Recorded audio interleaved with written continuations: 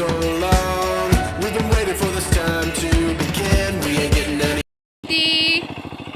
এয়া শাওনৰ খেতি পথাৰত আমি পুৰা লাগি গৈছোঁ। এইবাৰ দেউতাও লাগি গৈছে পুৰা। ভালেই, স্বাস্থ্য ভালে থাকিব, ইচ্ছা কৰিছে, আহিছে এইবাৰ। এইফালে অজিত ভাইটিয়ে ট্ৰেক্টৰ বাই আছে, ৰোৱনী কেইজনী আহি আছে। আমি মাৰ লগত চাহ নাস্তা লৈ আহিছোঁ এইফালে।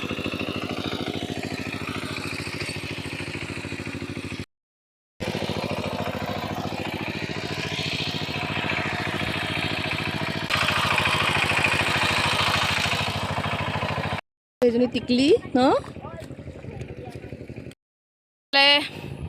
এইফালে পথাৰৰ মাজেৰে বৈ অহা এটা সৰু নদী মানে গাঁৱত আমাৰ কি বুলি কয় নিজৰাৰ পানী।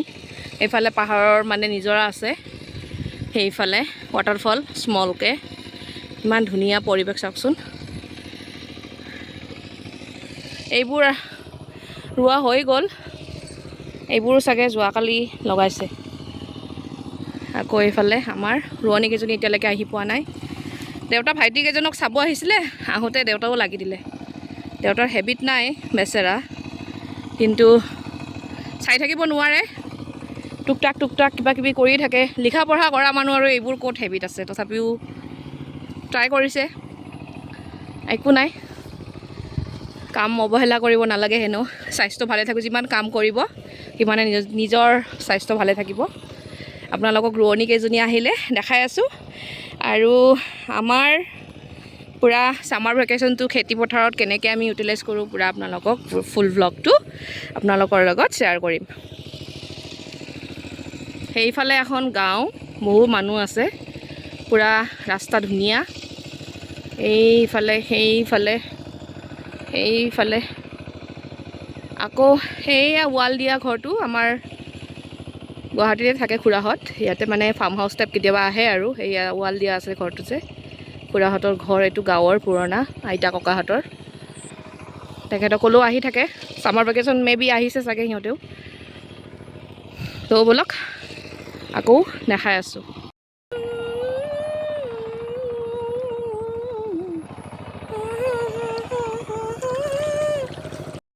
ৰোৱনী আহি গ'ল, পূৰা প্ৰসাদ খাই আছে এতিয়া। আৰু ভাইটি চাচোন পূৰা গা ধুই আছে। গা ধোৱা swimming pool, local swimming pool. অঁ বঢ়িয়া, গাঁৱত এইবিলাকে আমাৰ মজা। আৰু এজনে কাটি আছে তামোল, এইফালে খাই আছে প্ৰসাদ আৰু নাস্তা। বাপৰে, খেতি পথাৰৰ ফূৰ্তি বঢ়িয়া। পূজা দি দিলে।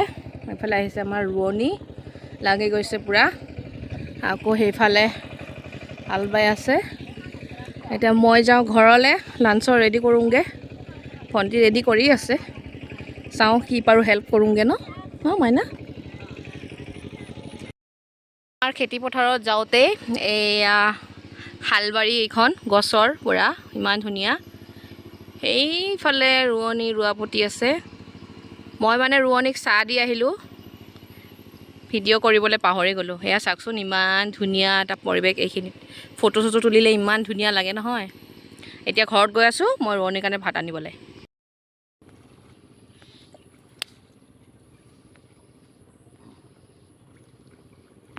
ৰোৱা হৈ গৈছে আমাৰ খেতি পথাৰত। এতিয়া ভাত আনিছোঁ, ভাইটিহঁতে খাই আছে। কেনেকুৱা খানা, ঠিক আছেনে?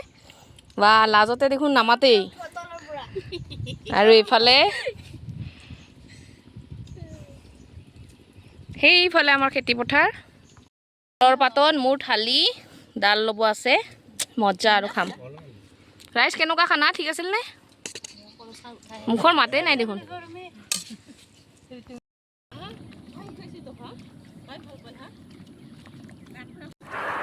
এইফালে আমাৰ মামাও ৰোৱনী কেইজনীক দেখি পেলাই ৰ'ব নোৱাৰিলে, থাকক একো নাই, কাম শিকিব লাগে। তাইও মানে চেষ্টা কৰিছে ধান ৰুবলৈ, আপোনালোকে দেখিছেই। তাইও বহুত ফূৰ্তি কৰিলে ছামাৰ ভেকেশ্যনটো এনেদৰে।